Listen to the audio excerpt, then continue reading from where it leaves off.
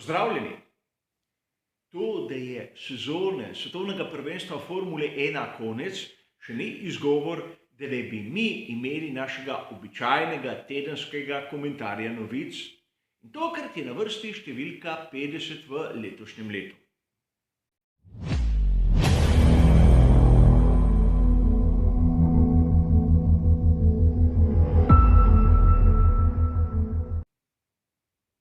In tudi tokrat, kot običajno, 4 različne tematike, 4 različni sklopi, 4 skupine novic, kjer bomo skušali dati malce bolj poglobljen pogled na tiste novice, ki so aktualne, morda malček zapostavljene in skratka potrebne komentarja. Tokrat seveda so vse bližnjice do originalov tistih člankov, ki jih boste videli na ekranu, seveda v opisu.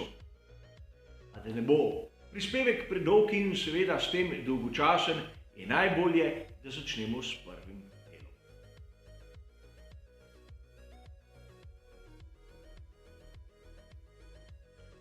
V poznih večernih urah 14. decembra smo lahko navdušenci Formule 1 zasledili izjemno žalostno novico. Kot ste lahko prebrali na spletni strani autosport.com in mnogih drugih portalih, nas je zapustila Hazel Chapman. Hazel Chapman je umrla stara 94 let in mnogim navdušencem je morda znana kot žena Colina Chapmana. In seveda Colin Chapman je ljubiteljem Formule 1 bistveno bolj znano ime. Hazel ni bila le žena Colina, bila je njegova prva podpornica. Namreč srečala sta se v letu 1944 in Hazel se je takoj nekako vpletla v inženirske podvige svojega takratnega fanta, Colina.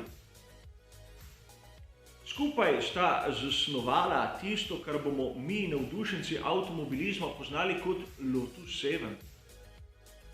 In kolikor vam je znana zgodovina ekipe Lotus, je bila ta ustanovljena 1. januarja 1952. Leto kasneje se je preoblikovala v družbo z omejeno odgovornostjo.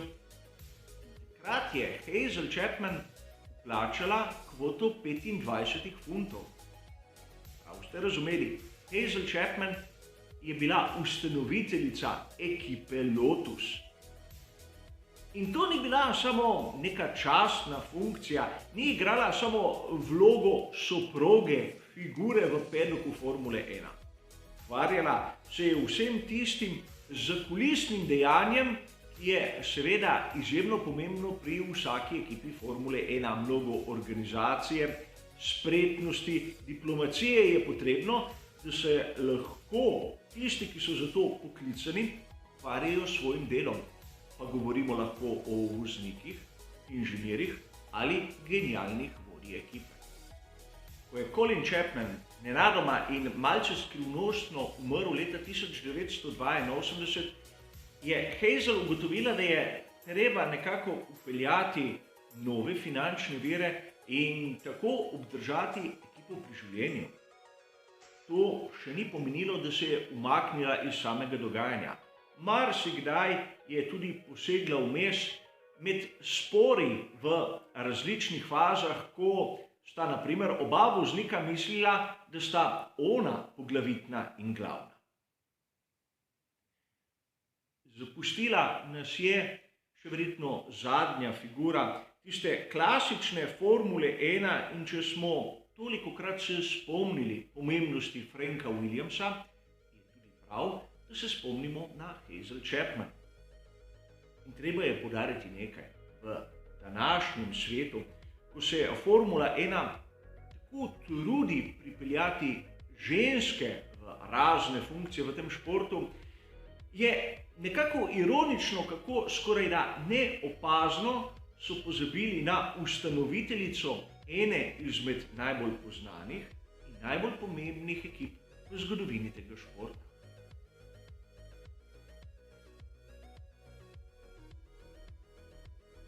V našem drugem sklopu se bomo pa ukvarjali s tehničnimi novostmi ter zanimivostmi, ki smo jih videli na posezonskem testiranju v Jasu Marini. Gre za skupek člankov, ki so bili objavljeni 14. in 15. decembra na italijanski verziji znanega portala motorsport.com. In začeli bomo s Ferrarijem, kjer smo lahko opazili nov koncept zavornih košar, primernih za 18-palčna platišča.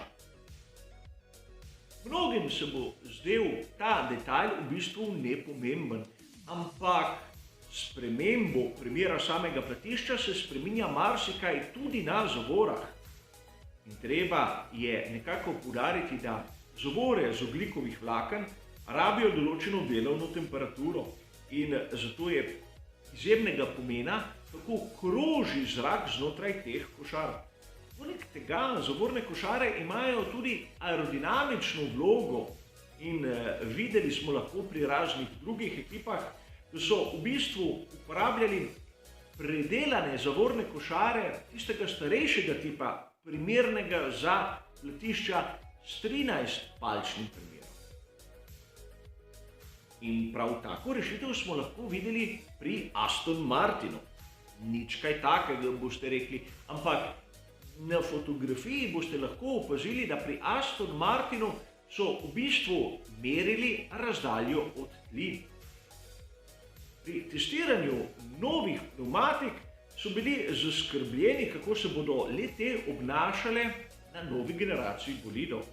Zato so izvajali neke vrste primerjalni test. Senzorjem, ki ga vidimo na fotografiji, so konstantno merili višino samega pesta od asfaltne površine in tako skušali ugotoviti, ali bo na novi generaciji bolidov potrebno narediti kakšno spremembo glede vzmetenja ter samih obes. Vidimo k McLarenu. Tu smo lahko videli neko izjemno simpatično novost. Tokrat bomo našo pozornost usmerili k zadnjim paru koles. Namreč na pokrovu platišča smo lahko videli, da so pri McLarenu testirali nekaj zanimivega. Ne gre toliko za novost v smislu kakšne aerodinamične prednosti, kot to, da bomo tu lahko videli nekaj presenetljivega. Namreč pri McLarenu so namestili LED sijalke na ta pokrov, kar nam da lahko vedeti, da bodo tudi to površino izkoristili v promocijske namene. Videli bomo, ali bo ideja obrodila sadove, ampak izgleda, da bomo lahko tudi na platiščih videli neke vrste reklamnih napisov ali barve pokrovitelja, kljub temu, da se bo kolo vrtelo med samo dirko. Tehnologija gre naprej in kot sem povedal, čeprav zadeva ne bi smela prinesti kakšne aerodinamične prednosti, bo bolid lahko tudi bolj zanimiv na pogled. Če smo začeli ta kratek pregled s Ferrarijem, je prav tudi, da zaključimo. Tu žal vam še ne morem pokazati fotografij, ampak dobili smo potrditev, da nova šasija za naslednjo sezono je že izdelana. Projekt 672 čaka na tisti pravi trenutek, da bo pripravljen za tako imenovan crash test in to naj bi bilo v kratkem. Potrebno je še izdelati kakšno podrobnost vezano na aerodinamični paket, ampak nič kaj takega. Še ena potrditev, da od polovice letošnjega leta so skoraj vse ekipe svojo pozornost usmerile na generacijo novih bolidov. Seveda drugače si tudi ne moremo predstavljati, da bodo lahko marca na prvi veliki nagradi pripravljeni vsi bolidi, seveda skladno s strogimi zahtevami, ki jih postavlja FIA.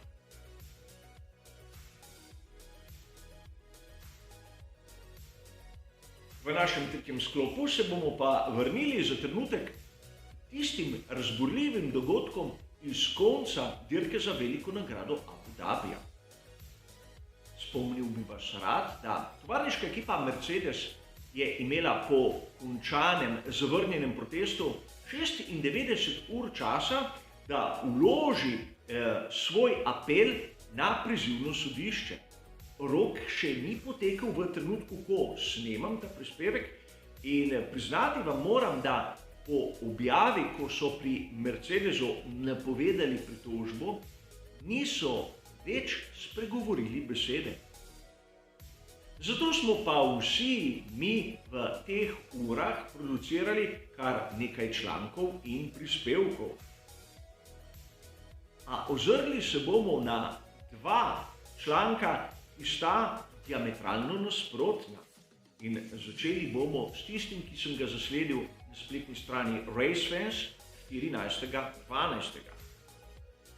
Potrdili so, da pri Mercedesu, ko so šli odgovorni na zagovor, je bil prisoten tudi znani športni odvetnik Paul Harris. Ta je branil že tovarniško ekipo Mercedes leta 2013, ko so imeli tisto nelegalno testiranje s Pirellijem, in znan je tudi iz drugih športnih afer. A pri RaceFansu so vprašali znanega športnega odvetnika, kaj se mu zdi praktično situacija, v kateri se je znašla FIA. In Nicola Bamber je povedal, da v bistvu ima Mercedes kar nekaj dobrih argumentov. Kršenje 48. člena 12. točka je izjemno močan argument, kajti sam Michael Masi je leta 2020 na veliki nagradi Eiffla vztrajal pri dobesedni izpolnitvi vseh določil tega člena. Le tokrat je na to pozabil. In seveda spomnil nas je še enkrat na tisti kodeks, ki ga ima FIA za vse kategorije motošporta, na tisti prvi začetni člen, katerega smo omenjali tudi tu na kanalu. In nekako je potrdil, da argumenti na strani tovarniške ekipe Mercedesa so. Po drugi strani smo lahko brali na spletni strani Planet F1 14.12.2021 izjavo Davida Crofta. Ta je povedal, da po njegovem mnenju se Mercedes ne bo pritožil. Namreč izpadli bi kot slabi poraženci in nekako tudi pri Formuli 1 se ne bi spodobilo, da bi kar tako za zeleno mizo zamenjali rezultat. Namreč vidimo lahko nekako dualizem te težave. Namreč na eni strani imamo vsebino, torej člene pravilnika, na drugi strani imamo obliko, kar se spodobi in kar ne.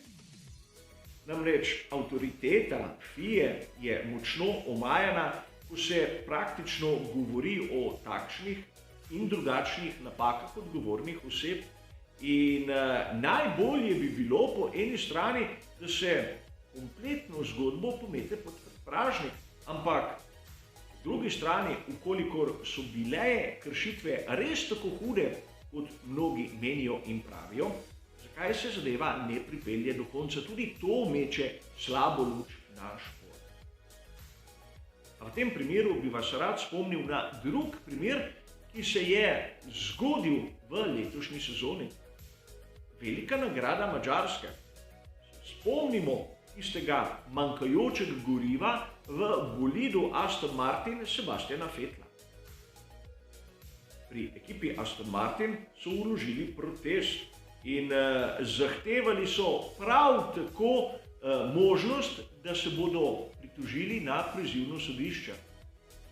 Seveda, do trenutka, ko so sami ugotovili, da v njihovem bolidu ni bilo dovolj goriva. Potem so od tega zadnjega apela v bistvu odstopili.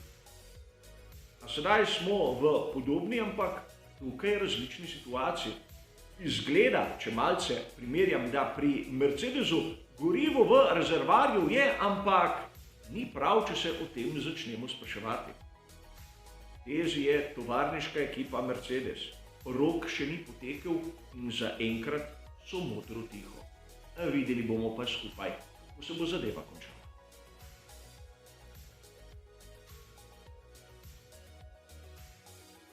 V našem četrtem in zadnjem sklopu se bomo pa ustavili malce ob izjemno nepričakovani izjavi. Zasledil sem jo na italijanski spletni strani F1 Analizi Technica. Tam navajajo izjavo Sergija Pereza, ki so jo zasledili na kanalu DAZN. Sergio Perez se je dobesedno opravičil Lewisu Hamiltonu, ker ga je tako grobo zadrževal na veliki nagradi Abu Dhabija. Povedal je, da si srčno želi, da je Lewis razumel, v kakšnem položaju je bil. Moral ga je zadrževati zaradi Red Bulla, zaradi Maxa, ampak ni mu všeč, kaj je bil pravzaprav prisiljen storiti. In seveda, sedaj se lahko začnemo spraševati. Namreč, mnogi navdušenci Formule 1 so Valtterija Bottasa dobesedno zmerjali, ko je igral moštvenega človeka, ampak storil v bistvu manj od tistega, kar je napravil Perez. Pereza so mnogi proglasili skorajda za junaka. In sedaj, kaj si misli Perez in kaj ne, kaj njemu piše v pogodbi in kaj ne, sploh ni važno. Namreč, menim, da po taki izjavi moramo vsi mi skupaj razmisliti, s kakšnimi kriteriji smo gledali na Bottasa, ko je igral za moštvo, in s kakšnimi kriteriji smo začeli ocenjevati Pereza, ko je storil v bistvu isto. A seveda, gre tudi malce za provokacijo, da bomo lahko tudi z drugačnega zornega kota gledali na vlogo drugega voznika. Kar se tiče našega 50. komentarja novic, je to vse. Hvala za vašo pozornost, ter seveda nasvidenje.